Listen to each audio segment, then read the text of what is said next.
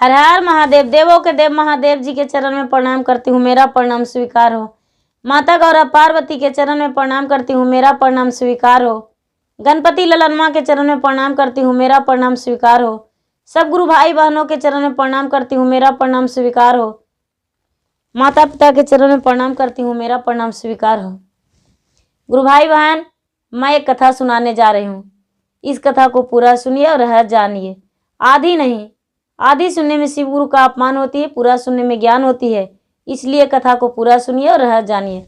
हर हर महादेव, घर घर महादेव। गुरु भाई बहन, एक राजा थे। तो वो राजा साहब शंकर भगवान का पुजारी थे। शंकर भगवान का पूजा करते थे। और वो राजा साहब 7 तालाब के पानी इकट्ठा करते थे प्रतिदिन, और 7 तालाब के पानी से शंकर भगवान को चरण धोते थे और शिवलिंग पर 7 तालाब के पानी से चढ़ाते थे और उनका चरण धोकर और तब पूजा करते थे। वो जो राजा साहब थे वो प्रतिदिन भजन करते थे, और भजन करते थे और क्या करते थे कि गाय होती है, गाय का पूरा वो काट देते थे और काट के और भगवान को भोग लगाते थे। और भगवान को भोग लगाकर और उसके बाद आँख मूंद लेते थे। आँख मूंद के और ध्यान लगा के और उनको यही कहना था कि यदि हम सच्चे भक्ति करते होंगे तो ये गाय एक हो जाएगी, जीवित हो जाएगी। प्रतिदिन राजा साहब जो भोग लगाते थे भगवान को, वो राजा साहब का पूरा हो जाता था पूजा, तो गाय फिर से खड़ी हो जाती थी।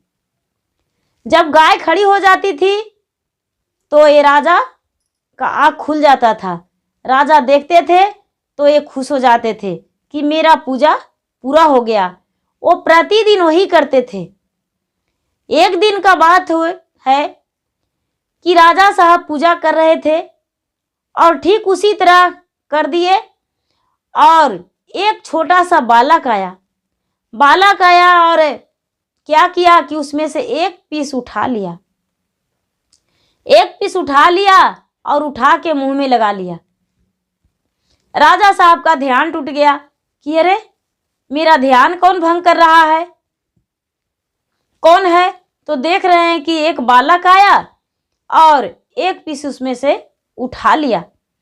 जब उठा लिया तो ये क्या किए राजा साहब कि उस बच्चा से हाथ जो पीस उठा लिया था ले लिए और लेकर और वहाँ पे स्थान पे धर दिए। तो महादेव प्रकट हो गए और कहने लगे कि तूने तो अपराध किया राजन। सारी संसार में लोग भोग लगाते हैं भांग और धतूरा के, और तुम लगाते हो भोग एक गाय का। तूने तो एक कसाई का काम करता है। गौ का भोजन लगाते लगाते तो हम इसको जिलाते तो तंग आ गए हैं। आज हम इसे नहीं जिला सकते हैं, क्योंकि तुम्हें अभिमान था कि इसको हम काट देते हैं और इसको हम जिया लेते हैं तो मेरा ही शक्ति से जी जा जाता था। और तुम्हारा पूजा से हम प्रसन्न थे, लेकिन तुम्हारा इस अत्याचारी से प्रसन्न नहीं थे। ये गाय को हम जिलाते थे इसलिए कि जीवित हो जाए, इसका रक्त मेरे पास ना रहे, और तुमने तो प्रतिदिन यही करता है। आज गाय को तुम जिलाओ, गाय को तुम जिला दो, हम कुछ नहीं जानते हैं। वो जो राजा था वो क्या किया कि हाथ जोड़ के पूरा 3 दिन 3 रात खड़ी रह गया, लेकिन महादेव नहीं माने। महादेव जब नहीं माने और गाय का उसी तरह बिखरा पड़ा था, ये क्या किया राजा कि अपना फांसी लगा लिया और भगवान के शिवलिंग में फांसी लगा के और अपना प्राण त्यागने के लिए वचन ले लिया कि महादेव आज से मुझसे बहुत बड़ा भूल हो गया, आज से हम ऐसा नहीं करेंगे। मुझे नहीं पता था कि आपका क्या भोग लगना चाहिए, क्या भोग नहीं लगना चाहिए। हम तो जानते थे कि महादेव को लोग कहते हैं सर्वोहारी, तो सारा चीज का भोग लगना चाहिए। महादेव बोले कि मुझसे ज्यादा विष्णुमा कोई नहीं हो सकते हैं, सर्वोहारी हम कैसे हैं। और गाय का भोग लगा दिया तूने। जब फांसी लगा लिया राजा, जब इसका प्राण निकलने वाला था, तो महादेव गाय को जो मांस काटा हुआ था पीस जीवित कर दिए, और जीवित करके और राजा को प्राण रक्षा कर दिए। क्योंकि राजा अनजाने में वैसा करते थे। जब अनजाने में करते थे तो गाय जीवित हो गई। गाय का एक पीस मांस जो काट लिया था बालक, वो एक पीस मांस घट गया। जब घट गया तो एक तरफ थोड़ा सा गाय का धस गया तो राजा कहने लगे, राजा महाराज महादेव जी, गाय का पूरा अंग पूरा नहीं हुआ, थोड़ा सा खाली है। महादेव बोले, इसका सारा दिन खाली रहेगा, कभी नहीं पूरा होगा, क्योंकि इसका जो एक पीस है वो बालक जूठा कर दिया, वो नहीं जुट पाया। हमने कोशिश किए लेकिन नहीं जुट पाया, इसीलिए इसका एक अंग खाली है थोड़ा सा। तो सच बात है कि थोड़ा सा गाय का धसा हुआ रहता है। राजा उस दिन से प्रण ले लिए कि नहीं, ऐसा करना गलत है। और जैसे महादेव बोले उसी तरह भांग धतूरा रोज राजा भोग लगाने लगे। राजा भोग लगाकर जाते थे, और वो मंदिर तो था नहीं, सिर्फ शिवलिंग था। और राजा भोग लगाकर जाते थे, और कुत्ता बिल्ली महादेव का रोज चाट जाता था, भोग छू देता था, जूठा कर देता था। इस बात से भी राजा तंग आ गए थे। फिर भगवान बोले, सारा लोग मंदिर बना के रखा है, तूने तो मुझे ऐसे छोड़ दिया है कि कुत्ता बिलाए सब मुझे छू देता है, चाट जाता है, क्या तुम्हारा यही बड़कपन है। राजा क्या किए कि मंदिर बनाए।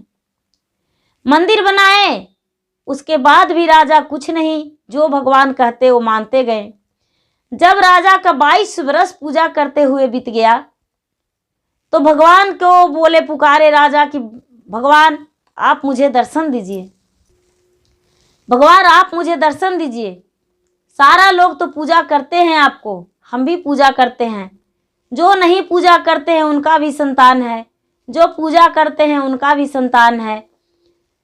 कितनों लोग गलत करते हैं, उनका सब कुछ है, लेकिन मेरा नसीब में क्या संतान नहीं है। बोले कि भगवान कहते हैं, देखते हैं, जाते हैं महादेव, हम जाते हैं इंद्रलोक।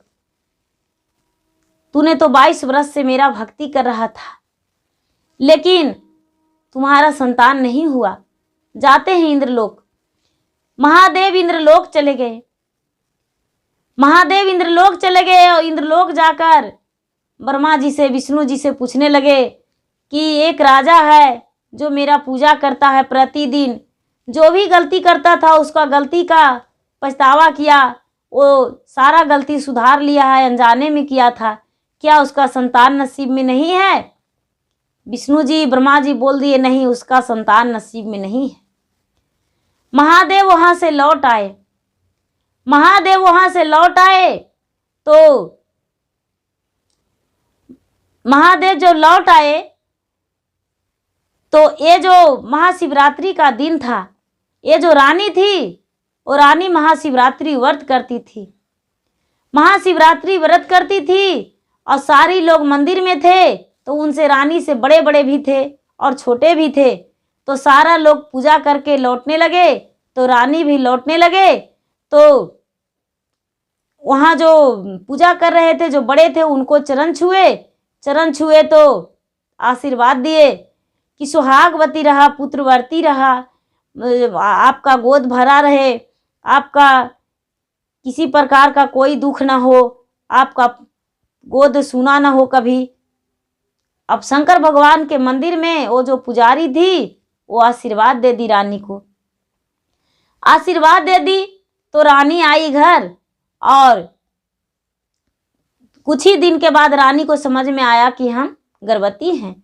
राजा से बताई तो राजा बड़ी खुश हो गए। राजा बहुत खुश हो गए। राजा को यही लगा कि भगवान को हम कहे थे तो भगवान ने ही मुझे पुत्र दिए हैं। बोले कि ठीक है, अच्छा की बात है। 9वां महीना के बाद एक सुंदर सा पुत्र हुआ। तो रानी, ये जो राजा था वो प्रतिदिन पूजा करता था भगवान के। तो पुत्र हो जाने के बाद भी पूजा करने गया, लेकिन भगवान को प्रसन्न करने लगा तो भगवान दर्शन नहीं दिए और इंद्रलोक चले गए और जाके ब्रह्मा जी से, विष्णु जी से कहने लगे, महादेव कि राजा मेरा पूजा करता है और आज मुझे प्रसन्न करने को लिए, दर्शन पाने को लिए पूरा बेचैन है। हम किस मुंह से उसको दर्शन देंगे? हम तो उसको बोले थे कि तुम्हें पुत्र होगा, और आपसे बोले कि क्या उसका नसीब में, किस्मत में पुत्र नहीं है? तो आपने तो इनकार कर गए कि उसका नसीब में पुत्र ही नहीं है। आज पुत्र उसको कैसे हो गया? ब्रह्मा जी कहते हैं, महादेव जी आप नहीं जानते हैं, आप तो जो करते हैं सो करवे करते हैं। आपका जो शिष्य लोग है वो भी किसी को कह देती है तो वो भी पूरा करना पड़ता है हम लोग का। तो आपका शिष्य जो है वो पुत्रवर्ती होने का उसको आशीर्वाद दी है, और आपको मंदिर में आशीर्वाद दी, तो उसका वचन हम कैसे टाल सकते थे? आपका शिष्य जो है वही आशीर्वाद दी, उसी का वचन हम पूरा किए, उसका गोद में हम पुत्र दिए, इस कारण उसका पुत्र हुआ। शंकर भगवान बोले कि तो क्या हमसे ज्यादा शक्तिशाली मेरा शिष्य हो गई? बोले कि हाँ, आपको भरोसा से वो शिष्य जो है वो आशीर्वाद देती है और दूसरे को कुछ भी कह देती है आपको याद करके। तो बताइए कि भरोसा किसका टूटेगा, मान किसका टूटेगा? आज मान्यता किसको रहा? आपका नाम लेकर महादेव की कृपा से बोली आपका शिष्या कि महादेव की कृपा से आपका सौभाग्यवती रहो और पुत्रवर्ती रहो, तुम्हारा गोद भरा रहे। तो उसका गोद नहीं कैसे भरता? उसका इसी कारण गोद भर गया। वो जो रानी थी वो तो पुत्रवर्ती हो गई। महादेव वहां से लौट आए और ये राजा चर्चा करने को लिए मंदिर में प्रस्ताव रखे कि हम चर्चा करेंगे, पूजा करेंगे। और पूजा किए तो महादेव प्रकट होकर कहते हैं कि मेरा पूजा मत करो राजा, जो तुम्हारी पत्नी को आशीर्वाद दिया है उसका पूजा करो। अब राजा कहते हैं कि मेरा पत्नी का आशीर्वाद? तो हाँ, ये पुत्र हम नहीं दिए हैं, तुम्हारा पत्नी का आशीर्वाद किसी एक बुढ़िया ने दी है, उसको जाके चरण छुओ और उसका खुश करो। राजा अपने पत्नी के पास गए और जाकर बोले, रानी आपको किसने आशीर्वाद दिया था पुत्रवर्ती होने का? वो बोले कि हाँ, वो जो बगल वाली हैं वही बोले थे। बोले कि उसी का कृपा से आप पुत्रवान बने हैं। जब ये रानी क्या किए कि सोना चांदी जेवर कपड़ा गहना जो भी देना था, अन्न धन सब कुछ उनके पास लेकर और जाकर दिए और बोले कि माता आपकी कृपा से हम पुत्रवर्ती बने हैं। वो बेचारी कहने लगे कि मुझ में ऐसा क्या था? बोले कि देखिए माता, आप में कुछ नहीं था, आप एक शंकर भगवान का पुजारी थे और वही से आप आशीर्वाद दिए तो मैं पुत्रवर्ती बना हूँ, मेरा गोद में पुत्र खेल रहा है। आज आपकी कृपा से मेरा पुत्र है, इसलिए ये सब रख लीजिए। उनको खुश किए, बूढ़ी माता मुख भरा आशीर्वाद दिए और ये रानी आशीर्वाद लेकर अपना घर आ गई और महादेव का पूजा करना नहीं भूली। उस दिन से रानी भी प्रतिदिन मंदिर जाने लगी और पूजा करने लगी और सबको आशीर्वाद देती थी और कहती थी, भगवान से मनाती थी कि हे भगवान, हम पूजा अपने लिए नहीं कर रहे हैं, हम पूजा सिर्फ और के लिए कर रहे हैं, सब चीज के लिए कर रहे हैं कि सबको भला रहे, सब सौभाग्यवती भवा रहे और पुत्रवती रहे, धनवान रहे, किसी को किसी चीज का कमी ना हो, ऐसे कह के और रानी पूजा करती थी। सारा दिन पूजा करती थी रानी अपना लिए, लेकिन उस दिन से सब चीज के लिए पूजा करने लगी कि सब चीज खुश रहेगी तब हम खुश रहेंगे। जो राजा भी थे वो राजा दूसरों के लिए ही पूजा करने लगे। उस दिन तक अपना के लिए पूजा किए थे, लेकिन उस दिन से दूसरे के लिए पूजा करने लगे। जब सारी लोग खुश रहते हैं तो अच्छा लगता है, जब सारे लोग खुश नहीं रहते हैं तो अच्छा नहीं लगता है। गुरु भाई बहना, मेरा वीडियो अच्छा लगे तो इसे लाइक कीजिए, शेयर कीजिए, सब्सक्राइब कीजिए। धन्यवाद। हर हर महादेव, घर घर महादेव।